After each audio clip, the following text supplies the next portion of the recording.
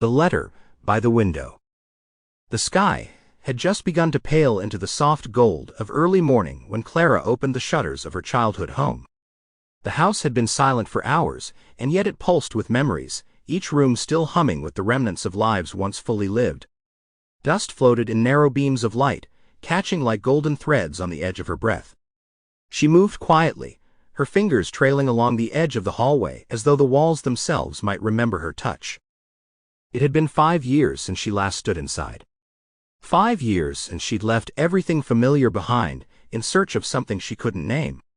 But it was the letter, folded and waiting by the window, that brought her back. Clara hadn't expected anything to still be here.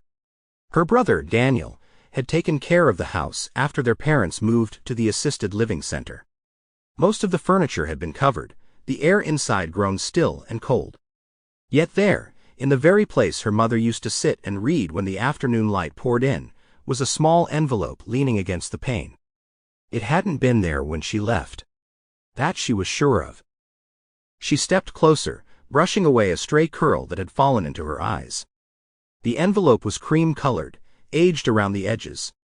Her name was written on it, not in her mother's soft loops or her father's careful print, but in a hand she recognized with something like a jolt. She turned the envelope over and saw the seal unbroken. Slowly, as though opening it would awaken something buried, she peeled it open.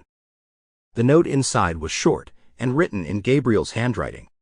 She hadn't seen those lines in years, not since the last letter he'd sent her from across the sea. He had left in the middle of autumn, when the trees bled color into the streets, and Clara had still believed in quiet, unbroken things. The goodbye had been uncertain, nothing sharp, nothing settled. It had simply passed between them, like a cloud moving across the sun. Now here it was, a single page folded into thirds.